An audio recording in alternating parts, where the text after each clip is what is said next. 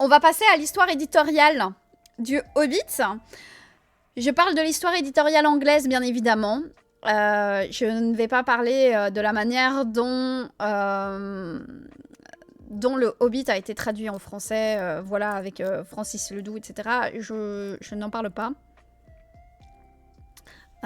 Tes analyses auront duré du 7 juillet au 11 août. C'est bien, hein? Et on a bien fait ça, hein? On a bien fait ça. Oh bon. C'est l'heure de la pause. Vite, petite pause.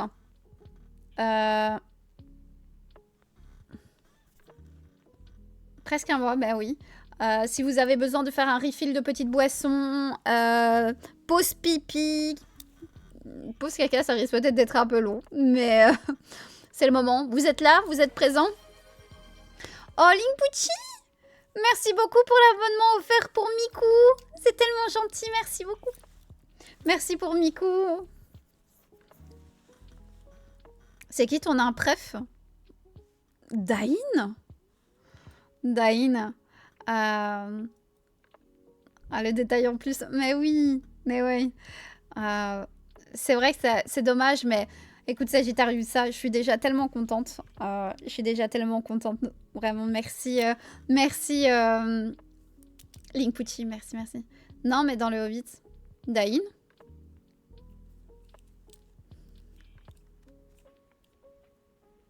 Il est dans le Hobbit? Tu veux me dire dans la compagnie? Ça... Dans la compagnie, j'en aime aucun. Spécialement. Dans la compagnie de Thorin, j'en aime aucun spécialement. Je trouve que dans les livres, tu ne peux pas t'y attacher. Pied d'acier, ouais. Ouais. C'est pied d'acier, pied de fer en nouvelle trad. Mime, ah ouais non. Tête Baline qui est un petit peu plus attachant. Légèrement plus attachant parce que à la fin il est là avec Bilbo, c'est celui qui lui dit à votre service en premier. Tête Baline, mais franchement, je trouve que c'est difficile dans le Hobbit de t'attacher aux nains. Déjà ils ont très souvent l'air incompétents, donc voilà, c'est dommage. Tu préfères Mime à la compagnie? Non, non, non, non, non, non, non, non. Non, non, non, non, pas du tout. Et coucou, Marine Shadok. Non, mais les films ont réussi à mettre un petit peu plus les nains avec des spécificités. Et c'est chouette, ça. Ah oui, mais c'est normal que les nains soient effacés par rapport au film. T'as vu la taille du livre? Pour faire un film, enfin 3 longs films, bien sûr qu'ils devaient mettre l'accent sur la personnalité de certains nains. C'est logique. Sinon, là, ça reste très impersonnel comme façon de faire. Bref. Allez, on y va. Histoire éditoriale du Hobbit. Et bonsoir à Aegis Féanor, tu arrives pile au bon moment. Parce que je vais vous dire quelque chose. Tout de suite, pour entrer dans le vif du sujet. L'histoire de l'écriture du Hobbit ne peut être relatée avec une certitude absolue. Là, vous allez me dire, qu'est-ce que tu racontes, Fofo? Vous allez voir tout de suite. C'est qu'on n'a pas les mêmes sons de cloche partout. Et là, c'est compliqué. Parce que les preuves matérielles sont incomplètes. Et même si Tolkien a abordé à plusieurs reprises l'histoire du Hobbit, ou du moins son origine, assez souvent dans de nombreuses lettres et interviews, il n'a jamais pu se rappeler précisément quand il a écrit les célèbres premiers mots, ni fournir un compte-rendu clair de son développement ultérieur. En fait, dans une de ses lettres qu'il a écrites le 7 juin 1955 à W.H. Auden, on est en 55, alors que le Hobbit est publié en 37, hein. Il dit que tout ce dont je me souviens du début du Hobbit, c'est d'être assis à corriger des copies d'examen dans l'éternelle lassitude de cette tâche annuelle pendant les mois d'été qui était imposée à des universitaires sans le sou et qui avaient des enfants. Et sur une feuille blanche, il a juste griffonné. Dans un trou vivait un hobbit. Il dit « Je ne savais pas pourquoi, je ne sais toujours pas pourquoi. Je n'ai rien fait pendant longtemps et pendant quelques années, je n'ai pas progressé plus loin que la production de la carte de Thror. Mais c'est devenu le Hobbit au début des années 30. » Alors si vous reprenez ce qui vient d'être dit, c'est pendant longtemps, pendant quelques années, ça suggère un écart important entre l'inspiration initiale du Hobbit et la majeure partie de son écriture, en fait. Donc tandis que il nous dit il est devenu le Hobbit début des années 1930, tout ça pourrait signifier entre autres que l'œuvre n'a pris forme vraiment qu'au cours de cette décennie. Donc ça a dû prendre plusieurs années, quelques années après les premières ébauches. Sauf que, dans une lettre à son éditeur américain qui est Houghton Mifflin Company, écrite fin juin 1955, Tolkien écrivait qu'il avait un jour griffonné Hobbit sur une page blanche d'un ennuyeux examen scolaire au début des années 1930. Et il dit « Il m'a fallu un certain temps avant de découvrir à quoi cela faisait référence. » Il attribuait ainsi l'origine du Hobbit et son développement ultérieur aux années 30, sachant que l'essentiel de l'ouvrage avait été apparemment achevé en 33. Et c'est une conviction qu'il va continuer d'affirmer. Dans une note qui est conservée à la Bodleian Library d'Oxford, qui est non datée, mais qui, d'après le style d'écriture et les références au Seigneur des Anneaux, doit être rédigée dans les années 54-55, Tolkien affirmait que le Hobbit, il disait « Il m'a fallu du temps pour l'écrire, puis le taper moi-même. Je ne suis pas sûre que le premier chapitre du Hobbit ait été écrit à la hâte avant 1935, mais certainement après 1930, lorsque j'ai déménagé au 20 Northmoor Road, à la place du 22. Il a changé de maison, il est passé à la maison à côté. Je me souviens d'un été où j'étais assis avec une pile de copies d'examens ennuyeux sur une chaise près de la fenêtre de mon bureau du 20 Northmoor Road. Je suis tombée sur une page blanche bénie, j'ai griffonné dessus, sans réflexion consciente ni effort d'invention. Dans un trou vivait un hobbit. L'histoire qui en est née s'est développée progressivement, mais a progressivement pénétré le monde du Silmarillion que j'explorais depuis 1917. Son premier contact a été avec le nom d'Elrond, avec des références à Gondolin. Le nécromancien, qui deviendra Sauron dans Le Seigneur des Anneaux, n'avait pas encore de rôle à jouer, mais je me souviens avoir senti qu'il était important, plus important encore que le dragon. Et coucou Nero.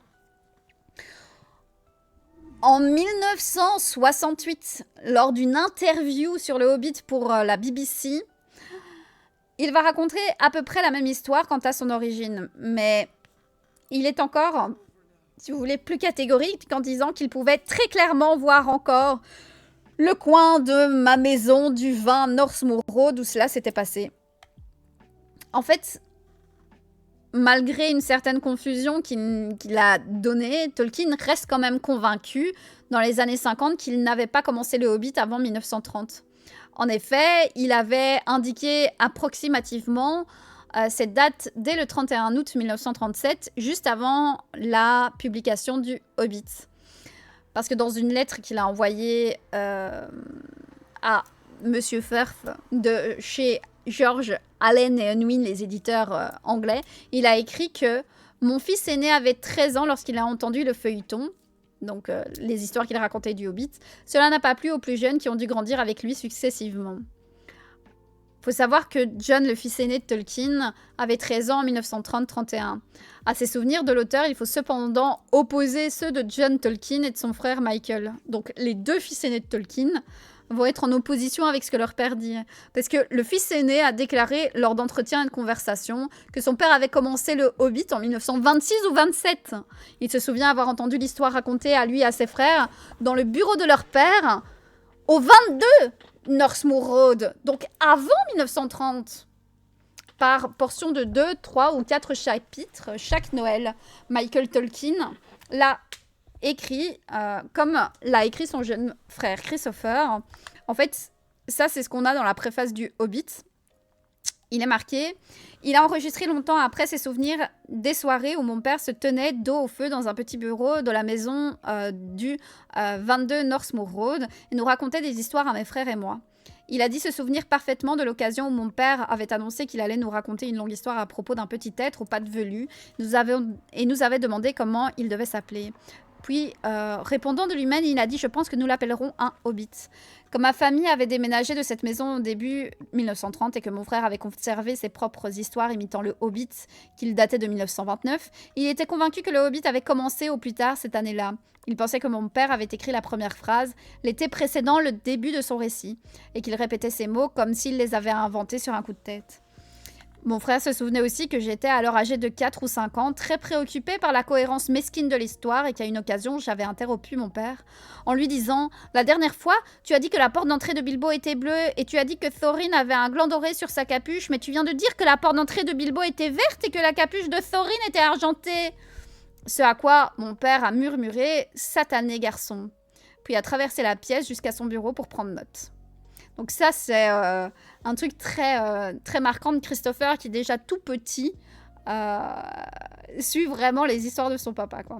Et Waiban, merci beaucoup pour le follow. Faut savoir que Christopher Tolkien lui-même ne garde aucun souvenir de son père qui racontait l'histoire du Hobbit. Cependant, en 1937, il écrivait dans une lettre destinée au Père Noël que papa avait écrit le Hobbit il y a très longtemps et nous l'avait lu à John, Michael et moi lors de nos lectures hivernales après le thé.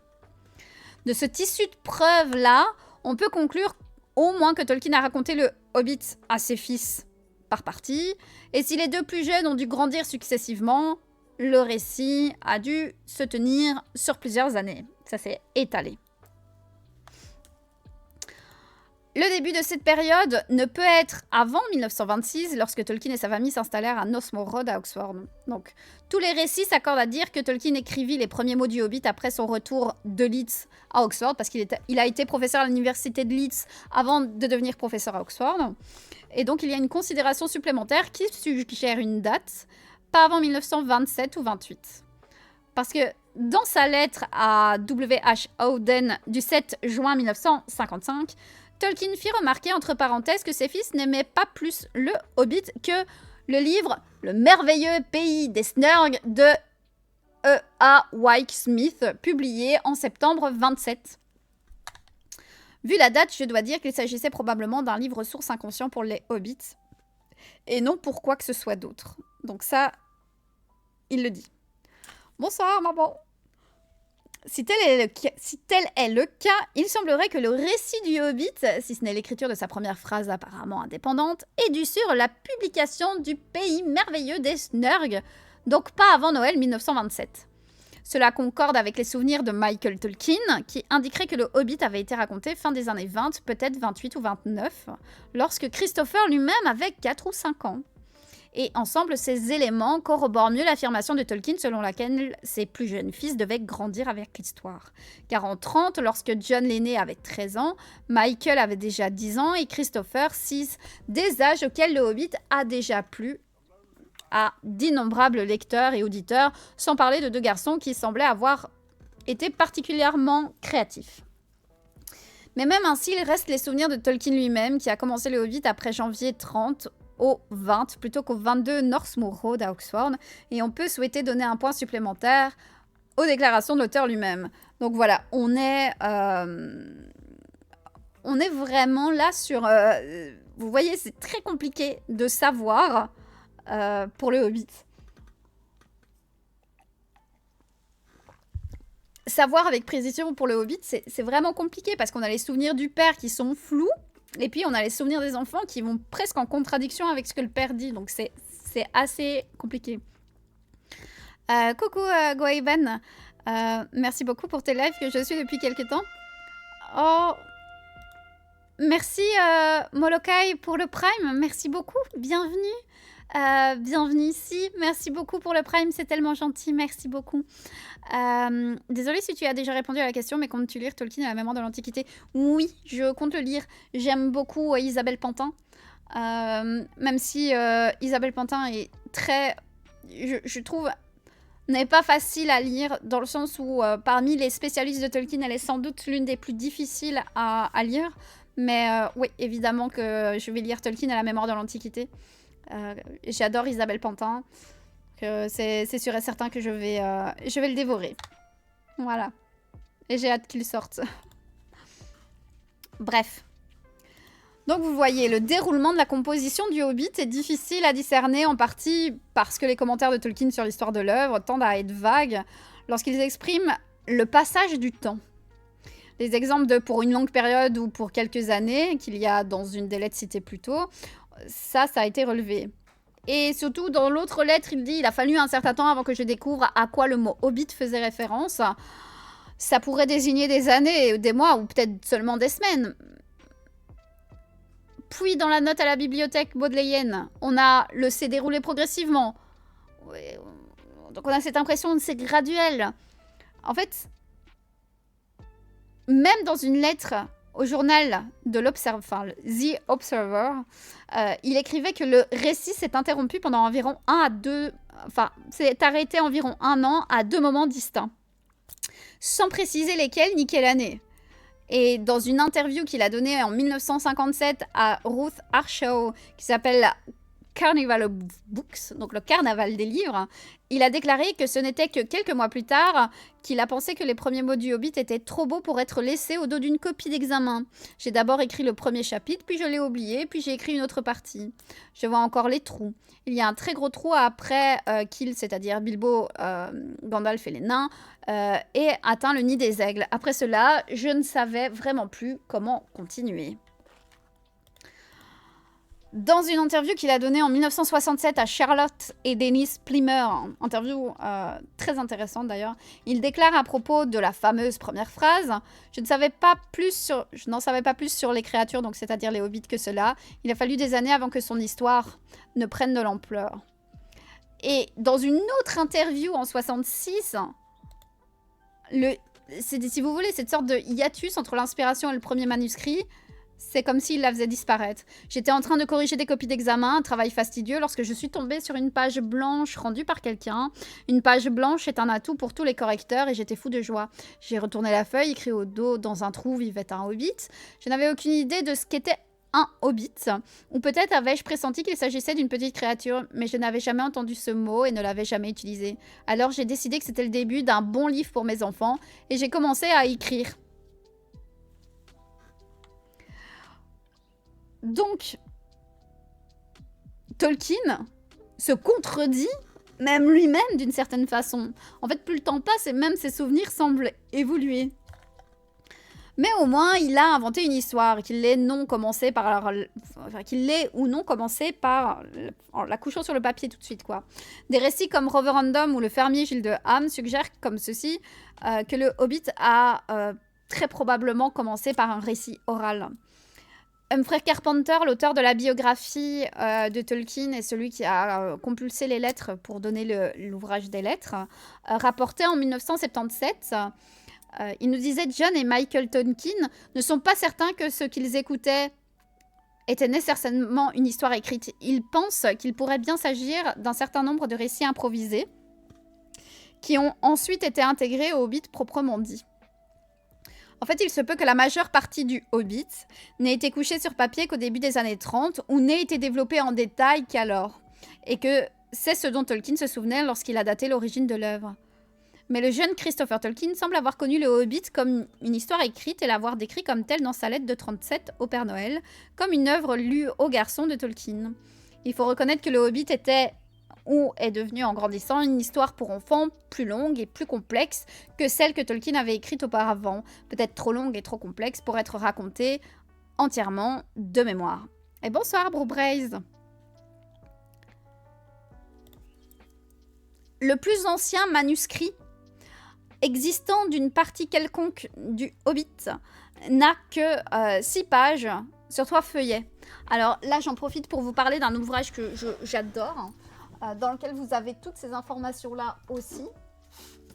Voilà. Si vous cherchez, genre, le plus ancien manuscrit, tout est là. Dans History of the Hobbit, c'est juste incroyable cet ouvrage. C'est un beau bébé, mais juste incroyable ce livre. Mais il faut que vous ayez la connaissance de l'anglais et surtout la connaissance des livres, de beaucoup de livres de Tolkien pour l'aimer. Bref. Donc le premier manuscrit qu'on ait, c'est 6 pages sur 3 feuillets. Sur le dernier de ces feuillets, longtemps séparé des autres et reproduit dans l'édition du 50e anniversaire du Hobbit en 87. Bref, Tolkien écrivait plus tard « Seule page préservée du premier exemplaire griffonné du Hobbit qui ne dépassait pas le premier chapitre ». Donc, même les 3 feuillets survivants sont incomplets. Il manque le texte du début de l'histoire jusqu'à ce que les nains chantent leur or tant attendu. Le trésor du dragon sous la montagne. En fait, le fragment qu'on a commence tandis qu'il chantait, le Hobbit sentit l'amour des belles choses faites de mains d'hommes, de ruse et de magie se mouvoir en lui, et se poursuit jusqu'à la fin du chapitre 1, finalement publié. En fait, ceci fait peut-être partie du brouillon initial auquel Tolkien faisait référence, décrit ainsi parce qu'une esquisse de la carte de Thror est dessinée sur la seule page que Tolkien pensait à tort encore existante, et est discutée dans le dialogue qui l'accompagne. En fait, les 3 feuilles ne portent pas de date, mais datent clairement d'une époque ancienne, où le magicien s'appelle Bladorthin, plus tard Gandalf. Le nain en chef, c'est Gandalf, qui deviendra plus tard Thorin. Et le dragon, c'est pas Smaug, il s'appelait Priftan. Voilà. Donc on est là avec la première version qui est très différente. Pour les noms des personnages, mais avec des fragments qui ressemblent au chapitre 1 tel qu'il est publié aujourd'hui. Le plus ancien tapuscrit du Hobbit, tapuscrit, hein, donc là c'est vraiment tapé à la machine. Hein. Également un fragment commence heureusement par les premiers mots du livre et suggère que le manuscrit original n'était peut-être pas si différent, bien que Tolkien y ait apporté beaucoup d'améliorations lors de sa révision. Le tapuscrit, il a 18 feuilles, mais les 12 premières sont sur un papier différent et numéroté au crayon plutôt qu'à la machine à écrire, et sont manifestement d'une facture distincte et ancienne. À la page 12, le dragon était nommé Priftan à la dactylographie, et puis le nom est barré à la main et il écrit Smaug à côté. Presque précisément à partir de la fin de ces pages, au milieu d'une phrase, il commence un nouveau manuscrit numéroté à partir de 13 pour continuer la séquence des pages. Là, on a Smaug, qui est là. On a Bladorthin, le magicien, et Gandalf, le chef des nains. Voilà. Et bonsoir, Legolas Up. L'écriture de la principale partie de l'histoire, c'est-à-dire jusqu'à la mort de Smaug, s'est déroulée dans une période relativement courte. L'encre, le papier, même le style d'écriture sont tous cohérents. Les pages sont numérotées consécutivement. Il n'y a quasiment pas de division en chapitres. On aurait limite cru que Tolkien a écrit l'histoire avec fluidité, sans hésitation, et qu'il y ait en fait relativement peu de ratures ou de révisions. Donc vraiment, en fait, là, Tolkien, il nous a pondu les 3/4 du Hobbit, les mettant d'une fois, quoi. Mais en réalité, le manuscrit principal n'est pas si simple. Les pages 13 à 50, c'est-à-dire jusqu'au premier paragraphe du chapitre 5, ont effectivement été écrits avec fluidité, ou plutôt avec une écriture, si vous voulez, rapide, presque décontractée, sans vraiment de grosses corrections substantielles. Et bien sûr, la première partie du livre avait déjà été élaborée au manuscrit et puis à dactylographie. Il se peut que le premier épisode de l'histoire ait été si bien établi oralement que leur mise par écrit demandait peu d'efforts. Et puis finalement, vers la fin du folio, du manuscrit, cependant, il y a une rupture nette. Une légère lacune dans le texte, suivie d'une nouvelle écriture à l'encre plus foncée. L'écriture en particulier, celle qu'on trouve au feuillet 51, témoigne d'un net changement d'humeur de la part de l'auteur. On a même le texte de la plupart des 2 chapitres difficiles, c'est-à-dire le 5 et le 6, avec le concours d'énigmes entre Bilbo et Gollum et la fuite de la compagnie des gobelins et des loups, a été, lui, enfin ces passages-là, vraiment fréquemment corrigés et ça a buté pendant l'écriture. Tolkien a affirmé pendant l'interview qu'il a donnée pour, je vous disais, le carnaval des livres, là, le Carnival of Books, qu'il y avait un très grand vide après que Bilbo, le magicien et les nains, ait atteint l'ère des aigles, à la fin du chapitre 6. En fait, là, on le sent, le changement d'écriture. Après que le magicien ait annoncé à la compagnie son intention de les quitter, et avant de les présenter à Medwed. Medwed, c'est le premier nom de Beorn. Donc là, on a vraiment Tolkien qui coince, quoi. Mais il n'existe aucune preuve matérielle ou textuelle convaincante d'un vide aussi grand que celui dont Tolkien se souvenait. Et on trouve de fait de légers changements dans l'écriture de Tolkien tout au long du manuscrit du Hobbit, ce qui pourrait simplement signifier que l'auteur a reposé sa main. Voilà. La rupture évidente suivante dans l'œuvre n'intervient qu'au début du chapitre 9, au moment où les nains sont capturés par les elfes. Là, les feuillets qu'on appelle le feuillet 119 et les suivants du manuscrit, soit l'équivalent de 5 chapitres environ, sont sur un papier qui est différent, ligné plutôt que lisse, sur lequel Tolkien n'écrit plus que d'un seul côté. Il s'arrête également pour prendre des notes afin de déterminer l'issue de l'histoire. Et ici, fait remarquable, il envisage de faire tuer Smaug par Bilbo et de le mettre en sécurité dans un bol d'or porté par une rivière de sang de dragon. Il décide de changer les noms du chef des nains et du magicien. Sur le feuillet 125 du manuscrit, le nain Gandalf entre dans un tonneau dans la salle des elfes des bois, mais sur le feuillet 131 à Lagueville, il apparaît sous le nom de Thorin.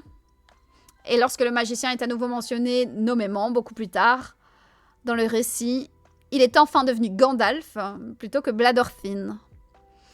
Ce que les fils de Tolkien ont pensé, s'il en est, du changement soudain de nom de personnages importants par le père au milieu du récit de l'histoire, en particulier le transfert plutôt déroutant du nom Gandalf d'un personnage à un autre, n'est enregistré nulle part et n'a été rappelé par aucun des enfants.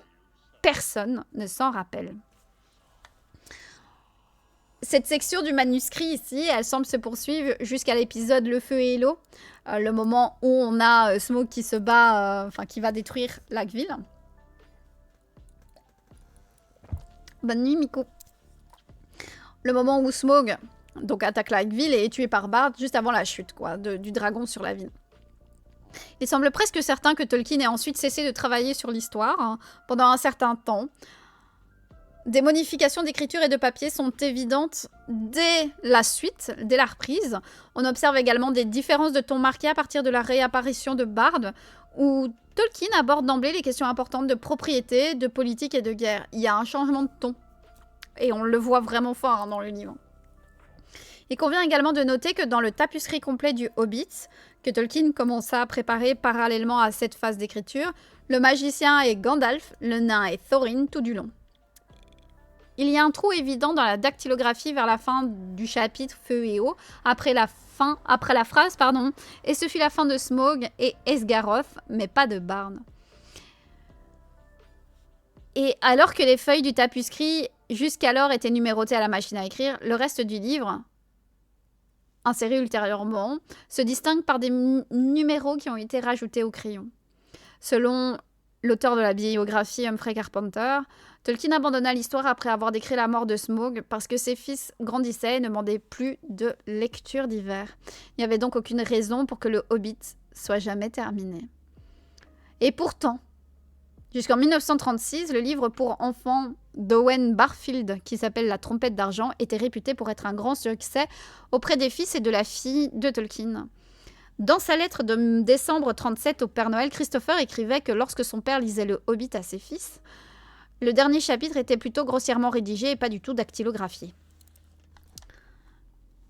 Carpenter va développer cette affirmation en disant que les derniers chapitres n'étaient même pas écrits à la main, que pour le bénéfice de ses enfants, Tolkien n'avait raconté qu'une œuvre incomplète par rapport à sa forme publiée, que Tolkien avait prêtée à son ami C.S. Lewis au début de 1933 et qui a suscité ses commentaires de Lewis dans une lettre du 4 février. C.S. Lewis a écrit « Depuis le début du trimestre, j'ai passé un agréable moment à lire un conte pour enfants que Tolkien vient d'écrire. Qu'il soit vraiment bon, je pense qu'il l'est jusqu'à la fin, et bien sûr une autre question. Plus encore qu'il réussisse auprès des enfants modernes. » Ici, Lewis a l'air de décrire une œuvre qui est achevée, ou du moins, il ne fait pas mention explicite que l'histoire était encore à finir. Il ne mentionne pas non plus, bien sûr, le nom du Hobbit, mais il ne pouvait s'agir d'aucune autre œuvre de Tolkien à cette époque. Son commentaire, qu'il soit vraiment bon, je pense qu'il l'est jusqu'à la fin, peut faire référence à une conclusion, à la mort de Smaug par exemple, alors que de nombreux aspects de l'histoire restent non résolus. Mais la lettre est trop imprécise pour savoir avec certitude ce que Lewis voulait dire. Bref, grâce au terminus qui a été fourni par cette lettre, la période du développement initial du Hobbit peut donc être limitée à seulement 2 ans et demi, si l'on accepte la date de 1930 de Tolkien pour sa première inspiration, ou à 6 ans et demi, à l'extrême limite du possible, donc 1926 jusqu'à 1932. De plus, on peut supposer qu'au début des années 33, Tolkien avait également terminé dans la même mesure que le manuscrit du Hobbit, le tapuscrit original du livre, réalisé dans la petite police soignée de la machine Hammond, c'est sa machine à écrire, avec des italiques pour les chansons, qui fut montré à des amis privilégiés avec les cartes qui l'accompagnaient, et peut-être même déjà des illustrations. Tolkien s'est donné beaucoup de mal pour rendre le texte présentable, corrigeant ou supprimant soigneusement des mots, des passages à l'encre et tapant des passages corrigés sur des bouts de papier et les collant précisément sur le texte précédent. Il est clair que ce livre-là était destiné à être lu par d'autres.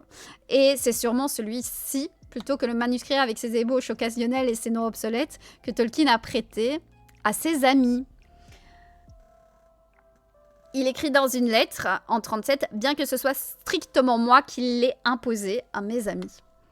En fait, il ne fait aucun doute qu'il comportait déjà des illustrations, même si la question de savoir lesquelles des images originales du Hobbit qui subsistent figurait parmi elles, là, on peut seulement mettre des hypothèses. Vous savez, Tolkien, il a fait les illustrations du Hobbit. On a plusieurs illustrations. Vous avez des éditions du Hobbit, même en français, qui ont les illustrations de Tolkien, comme par exemple celle-ci. Cette édition-ci renferme les dessins de Tolkien, comme par exemple, voilà, ici, l'aigle, avec Bilbo qui est couché à côté. Vous avez plusieurs illustrations, donc il a dû donner, sans doute, on ne sait pas lesquelles, mais avec des illustrations.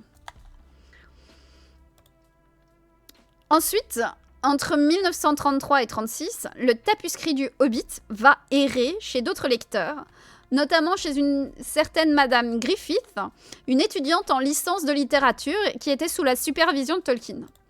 On a aussi la révérende mère Sainte Thérèse Gale, qui était supérieure, la mère supérieure à Cherwell Edge, un couvent de la Société du Saint-Enfant Jésus auquel était rattaché un foyer pour femmes catholiques, de la Société des étudiants à domicile d'Oxford. Voilà.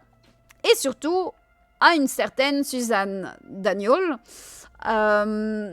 membre de l'équipe de l'éditeur George Allen et Unwin. Alors, je crois que si vous avez l'habitude des vidéos que je fais, vous savez, vous entendez tout le temps Allen et Unwin. C'est pas pour rien. Tolkien a donné plusieurs récits sur la façon dont le Hobbit a retenu l'attention d'Allen et Unwin. Il l'avait prêté donc à cette Madame Hélène Griffith, puis à la révérende mère, et l'une ou l'autre de ces femmes l'a prêté à cette Suzanne Daniel. Et les détails varient et ne peuvent pas être tous exacts, mais voilà. On sait quand même que cette Suzanne s'est rendue à Oxford, probablement début 1936, presque certainement pour affaire pour voir Hélène Griffith, chargée par Allen et Unwin de réviser la traduction en anglais moderne de Beowulf ou du fragment de Finnsburg par John R. Clark Hall. Et lors de sa visite chez Griffith, alors logée à Cherwell Edge, elle a vu, cette Suzanne, le tapuscrit du Hobbit. Ou alors elle a été encouragée par cette Hélène Griffith à emprunter le Hobbit. Finalement, Daniel avait peut-être l'intention de le consulter de toute façon, car Tolkien avait accepté de superviser le travail de Griffith sur le livre sur Beowulf et d'en rédiger une brève introduction. Donc, tous les chemins les relient tous ensemble. Bref, cette Suzanne Daniel va lire le Hobbit et va être impressionnée par ce qu'elle a lu et va réussir à convaincre Tolkien de publier son livre. Selon Humphrey Carpenter, cette Suzanne renvoya le tapuscrit à Tolkien, lui demandant s'il voulait le terminer, de préférence bientôt, afin que le livre puisse être envisagé pour publication l'année suivante. Malheureusement, ça, on ne sait pas parce qu'il n'y a aucune correspondance retrouvée dans les archives de l'éditeur. Bonjour, Pimouette. Bienvenue. Tous les chemins mènent au Hobbit. C'est terrible, hein. Tolkien revient donc au Hobbit où il l'avait laissé 3 ans plus tôt à la mort de Smaug. Il écrit donc les chapitres suivants, etc. Le lecteur savait que Smaug était déjà mort, finalement, et une nouvelle phase est ajoutée, si vous voulez, au début du chapitre, pour faire une sorte de flashback.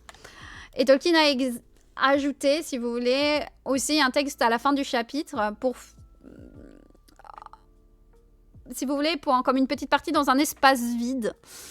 Il a mis une petite suite. À partir de ce moment-là, en fait, Tolkien il est en mode je rédige le texte restant dans un nouveau manuscrit et il va l'ajouter au tapuscrit original juste en collant des petits trucs en disant ben voilà, là je vais mettre un flashback, là je rajoute un petit truc et puis pouf, nouveau manuscrit quoi. Avec l'aide de son fils Michael, un autre tapuscrit complet du Hobbit, mais par accident ou à dessein, il s'agissait du tapuscrit précédent qu'il envoya à Allen et Unwin. Donc voilà, il va renvoyer quand même l'ancien manuscrit, même s'il en a un nouveau avec l'aide de son fils Michael. Et le 10 août 1936, Tolkien écrivit à son fils Christopher que le Hobbit est presque terminé et les éditeurs le réclament à corps et à cri. Ça y est. Il est impossible de dire s'il s'agissait de l'achèvement des derniers chapitres ou de la préparation du tapuscrit final. On peut toutefois supposer qu'il ne se remit au Hobbit qu'aux vacances d'été 1936, après la fin du trimestre au Trinity College d'Oxford, donc le 20 juin. Il a soumis le tapuscrit final à Allen et Unwin le 3 octobre. Bonne nuit, Olivarius. Bonne nuit. Donc le 3 octobre 1936. Maintenant, on va passer à la publication, parce que ça y est. L'éditeur a enfin le manuscrit, ça a été galère, mais ça y est, il l'a. D'après le carnet reçu de l'éditeur, dans les archives de chez Allen et Unwin, le Hobbit fut lu par Stanley Unwin, qui était le président de la maison d'édition, et par une célèbre poétesse et auteure de livres pour enfants qui s'appelle Rose Feilman, qui est alors lectrice et traductrice indépendante pour Allen et Unwin. Et comme Stanley Unwin le fait très souvent, pour les livres envisagés pour ses enfants, il donne le tapuscrit à son fils Rainer. Rainer Unwin a 10 ans et le 30 octobre 1936, il va écrire « Bilbo Bessac était un hobbit qui vivait dans son trou de hobbit et ne partait jamais à l'aventure. Finalement, Gandalf le magicien et ses nains le persuadèrent d'y aller. Il passa un moment passionnant à combattre les gobelins, les wargs, ils atteignirent la montagne solitaire, Smaug le dragon qui la guettait fut tué. Et après une terrible bataille contre les gobelins, il rentra chez lui riche. Ce livre, illustré de cartes, se passe d'illustrations. Il est de qualité et devrait plaire à tous les enfants de 5 à 9 ans. Bref. Stanley Unwin accepta officiellement la publication du Hobbit le 2 décembre 1936 et à ce moment-là, la production était déjà lancée. Le 4 décembre, la Suzanne Daniel va envoyer à Tolkien un spécimen de page typographique pour approbation. Le 8 décembre, Tolkien écrivit sur invitation un paragraphe descriptif du livre pour la brochure d'annonce de l'éditeur pour l'été 1937. La production des cartes qui accompagnent le Hobbit commença également rapidement et sérieusement. Alors le plan initial de Tolkien, c'était d'inclure 5 cartes qui, à une exception près, retraceraient le voyage de Bilbo de Hobbitbourg à la montagne solitaire.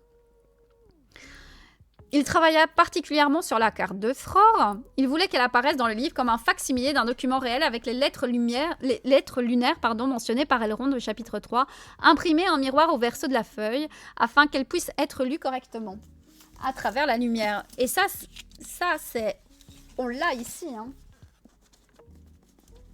C'est ça qui est trop cool. Quand vous regardez la carte, par exemple celle-ci, vous avez ça, et puis...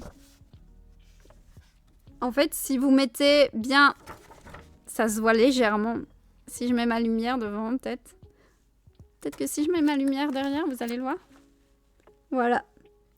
Ça se voit en fait à l'arrière que j'ai mes trucs lunaires.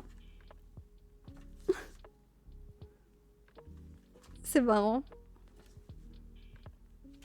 Voilà. C'est super bien fait. C'est juste imprimé derrière, quoi. Voilà. Donc ça, c'est vraiment une volonté de la part de Tolkien que ce soit fait comme ça.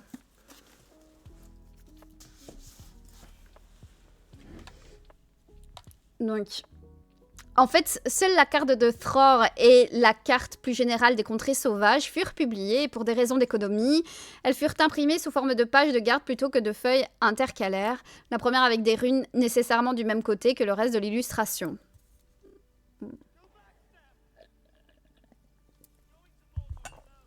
Wow. Bien que Rainer, donc le fils, Unwin, ait conclu dans son rapport que la lecture que le Hobbit n'avait pas besoin d'illustrations autres que les cartes, rappelez-vous, Tolkien avait déjà dessiné plusieurs images pour le manuscrit Maison et continuait à considérer le Hobbit comme un livre illustré dès les premières étapes de production. Donc en fait, le 4 janvier, il a soumis à Allen et Unwin 4 illustrations redessinées et puis 6 autres le 17 janvier. Pimouette, merci beaucoup pour le follow, bienvenue en Terre du Milieu. Merci. Donc il a en sommé 4 et puis 6 autres le 17 janvier. Oh, c'est un fou. Hein. Il a 4 images et puis 6 autres en plus le 17, à 13 jours d'intervalle. L'éditeur n'avait en réalité accordé aucune marge de coup pour celle-ci, mais fut séduit par les illustrations de Tolkien quand même et accepta de les inclure, ce qui fut, on va pas se le cacher, un grand avantage pour le livre.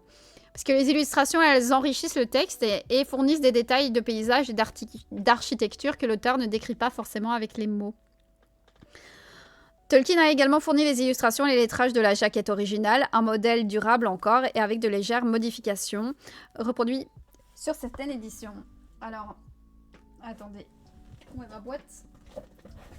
Je vais vous montrer ça. Donc ça, c'est tel que le Hobbit a été publié. Donc en fait, la couverture, c'est bien Tolkien qui l'a fait. On va voir. Donc, voilà. Tolkien fut consulté par l'éditeur concernant la conception de la reliure originale et la typographie intérieure du livre. Il dit, Rainer Unwin va dire, je suis émerveillé mais pas entièrement surpris. Voilà. Donc ça, c'est une reproduction du livre tel qu'il est sorti en 1937. Voilà. George, Allen et Unwin, donc la maison d'édition, pensaient réellement faire des économies en utilisant l'auteur comme un graphiste illustrateur amateur. Mais à cette époque faste, l'analyse coût-bénéfice était encore à ses balbutiements. Voilà. Tout va bien, donc. Là, ça a été par rapport à Tolkien qui veut ses illustrations. À l'époque, c'était plutôt pas bien. Tolkien reçut les épreuves du Hobbit en février 37. Il nota très peu de divergences par rapport à la copie. Mais j'aurais dû réviser le manuscrit, il y avait par endroits des confusions considérables entre récit et géographie, dit-il dans une lettre. Et les corrections étaient lourdes et parfois sur des blocs entiers, ce qui va compliquer la tâche des imprimeurs. Il corrigea les épreuves révisées en avril, et cette fois-ci plus légèrement pour, dit-il, rectifier des erreurs narratives qui avaient échappé à mes soins précédents, et d'autres erreurs qui provenaient de la copie qui s'était également échappée. Parmi d'autres changements dans les épreuves, il a supprimé plusieurs références au monde primaire du lecteur plutôt qu'au monde du conte de fées du Hobbit. Écureuil, par exemple, dans la question de Bilbo sur le changeur de peau, voilà, il a mis écureuil parce qu'à l'origine, il était marqué renard arctique. Plus remarquablement, on a les wereworms qui deviennent les wild wereworms. Si vous voulez, au départ, c'était Chine avec le désert de Gobi. Là, on a juste le dernier désert. Alors que dans la première version, c'était le désert de Chine. Donc, en fait, il a enlevé certaines choses pour que ça devienne plus féerie et moins notre monde. Finalement, le Hobbit est publié le 21 septembre. Oh! C'est marrant ça. Je serai en conférence le jour de l'anniversaire de la publication du Hobbit. Voilà. Le Hobbit fut publié le 21 septembre 1937. En décembre de la même année, Tolkien soumet à Allen et Unwin une liste de nouvelles corrections. Trop tard, cependant, pour corriger la seconde édition, déjà mise sous presse en urgence, parce que le livre est un succès et il y avait une forte demande. 4 des 5 illustrations en couleur de Tolkien furent d'abord ajoutées à cette édition, bien qu'elles aient été commandées par la maison d'édition américaine dans Houghton Mifflin. Une sélection différente de 4 illustrations fut publiée dans la première édition américaine de 1938. Une troisième édition chez Allen et Unwin, donc les Anglais d'Angleterre, intègre plusieurs corrections, fut retardée, elle, jusqu'en 1943 par la guerre, même s'il est marqué 42. Et on a aussi un 4e tirage qui est daté de 46, qui lui-même paru en 47. Mais, et si vous avez suivi, vous le savez, il y a eu des changements encore après l'édition du Hobbit. En 47, septembre 47, Tolkien va envoyer à Stanley et Unwin une nouvelle correction à la partie du Hobbit. Ainsi que, pour votre divertissement et celui de votre fils Rainer, un exemple de réécriture du chapitre 5 de l'ouvrage, ce qui simplifierait, sans nécessairement améliorer, ma tâche actuelle. Parce que oui, l'écriture d'une suite du Hobbit, Le Seigneur des Anneaux, avait commencé. Et le problème, c'est que dans la première version, le chapitre 5 va devoir être changé pour correspondre aux enjeux du Seigneur des Anneaux. Donc en fait, Tolkien va proposer une réécriture de certains passages et Unwin va considérer cette réécriture comme une nouvelle correction et va la transmettre au service de production. C'est 3 ans plus tard, lorsqu'une nouvelle impression du Hobbit va être nécessaire, qu'Allen et Unwin va appliquer les corrections envoyées par Tolkien en 47 et remis le chapitre 5 révisé. Et Tolkien fut stupéfait de recevoir ces nouvelles épreuves parce que ça fait longtemps qu'il l'a envoyé. Voilà. Dans le chapitre 5, tel qu'il a été publié pour la première fois, rappelez-vous, Gollum, il est prêt à tuer et à manger Bilbo.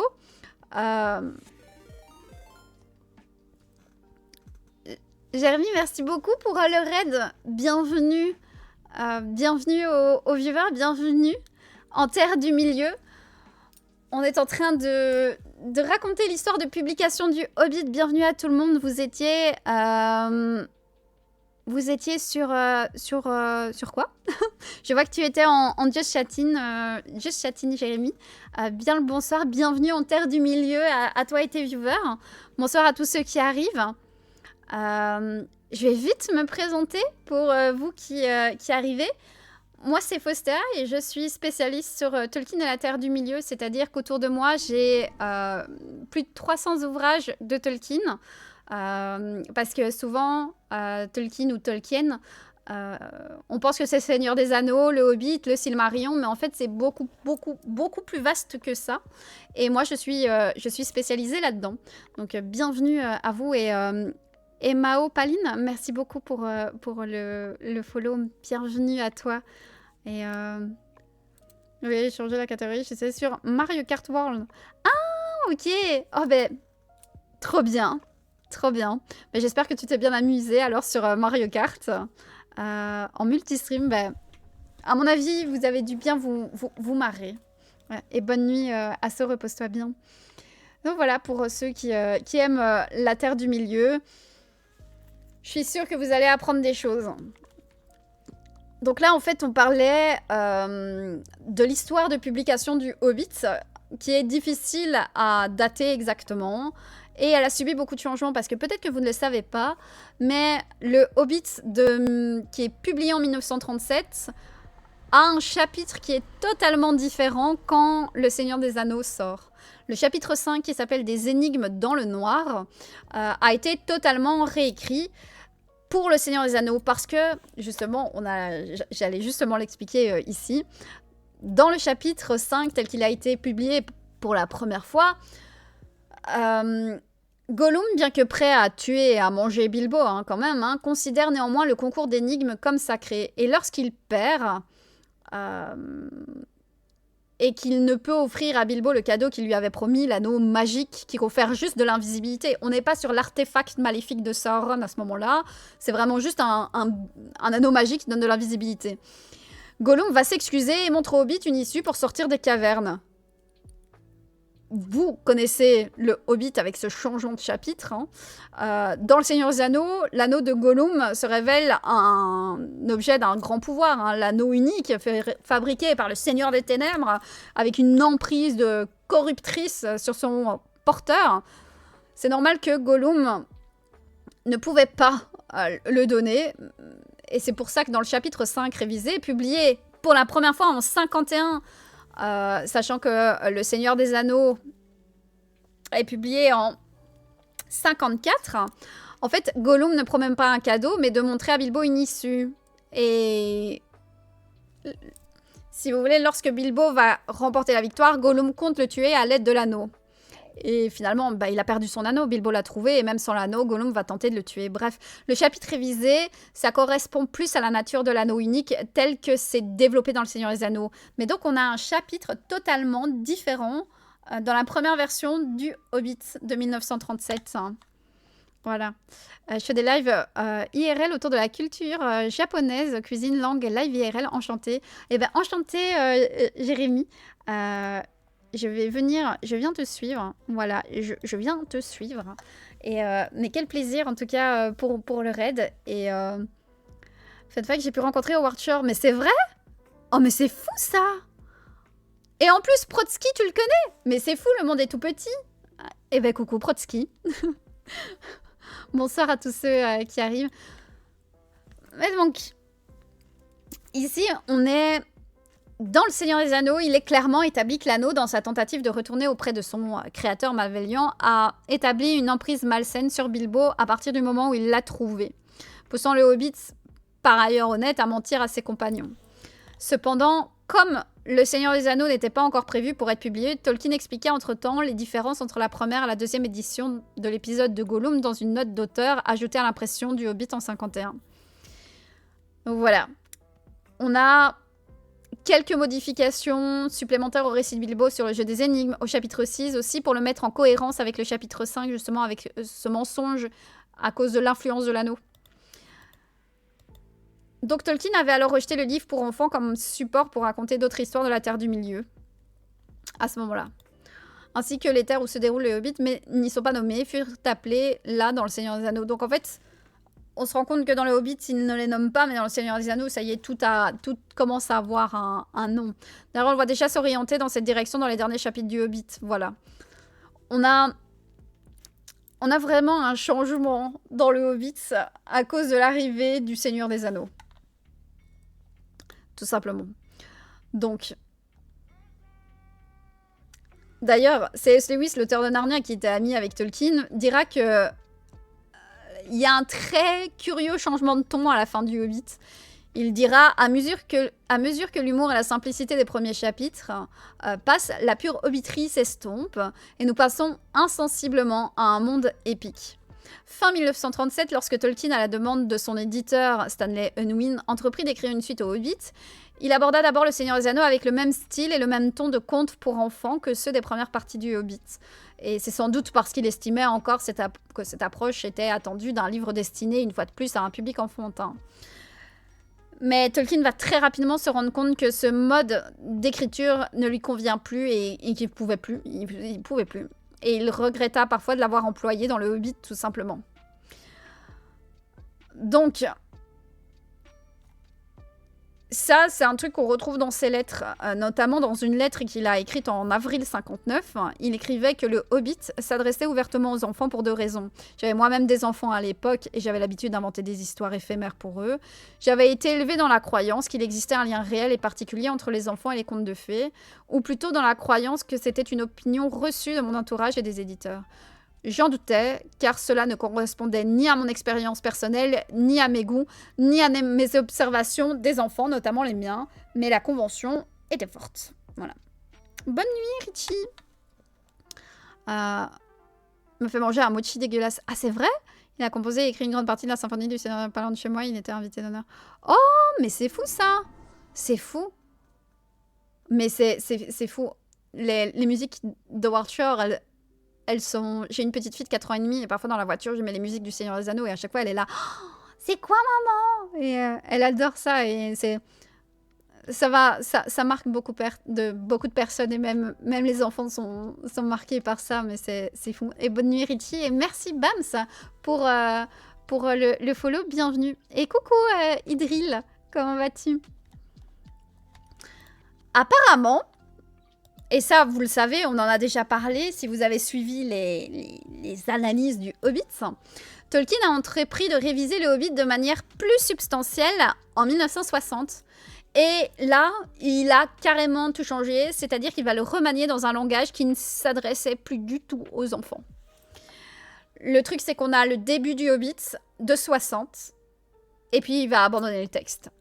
Reconnaissant peut-être que, pour le meilleur ou pour le pire, il avait créé le Hobbit comme un livre pour enfants, et comme étant une sorte de conte de fées, et que le faire autrement reviendrait finalement à nier sa nature essentielle et à détruire une partie de son charme. Bien qu'il ait pu plaire aux critiques qui ont trouvé le Hobbit tel qu'il était écrit, rempli d'une fantaisie que peu d'adultes acceptent avec plaisir, et gâché par un narrateur parental intrusif, il aurait certainement déplu aux lecteurs, qui s'y laissent volontiers emporter par le livre tel qu'il est écrit et tel qu'il est resté, par son style et par sa personnalité, notamment celle du narrateur, comme s'ils étaient attirés par la compagnie des enfants Tolkien, écoutant leur père raconter une histoire. Lors de la révision de 1960 et cette réécriture dans un ton beaucoup plus grave, Tolkien a également élargi et corrigé le chapitre 2, ajoutant un épisode où Bilbo et ses compagnons traversent une rivière au gué en partie pour harmoniser le voyage de Bilbo et de ses compagnons avec la géographie du Seigneur des Anneaux.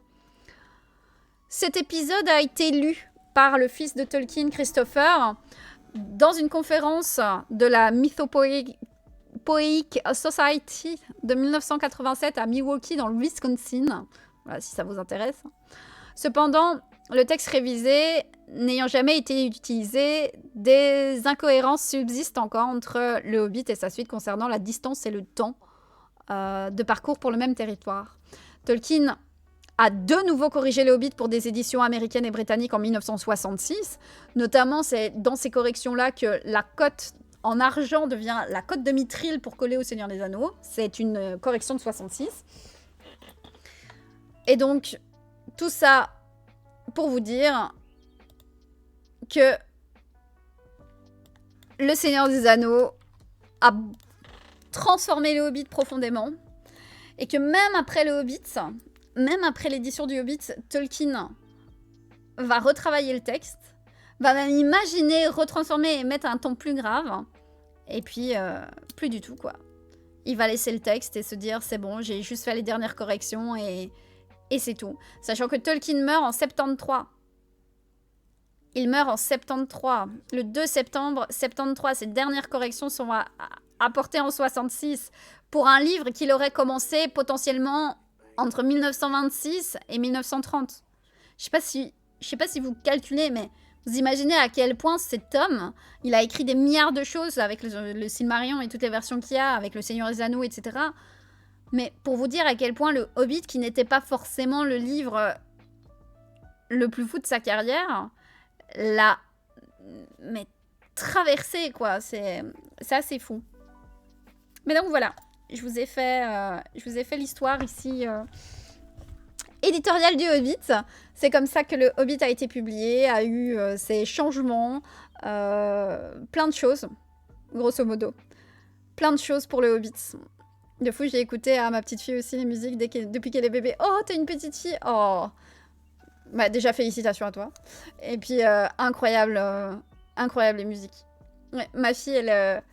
Tu sais que Jérémy, ma fille, elle sait que j'aime tellement le Seigneur des Anneaux que maintenant, dès que c'est ma fête, ou dès que c'est mon anniversaire, elle dit toujours oui, je veux un livre du Seigneur des Anneaux pour maman. On se rend compte en fait à quel point le Hobbit c'est une sacrée histoire. Mais voilà, vous avez comme ça voilà, l'histoire globale de l'histoire de l'édition du Hobbit. On s'attend pas, comme tu le dis Tristelu, non, on s'attend pas à une histoire d'édition aussi complexe, avec des réécritures par-ci par-là. Et déjà, le fait que ce soit très compliqué de mettre des dates, puisque Tolkien et ses enfants ont même pas les mêmes souvenirs.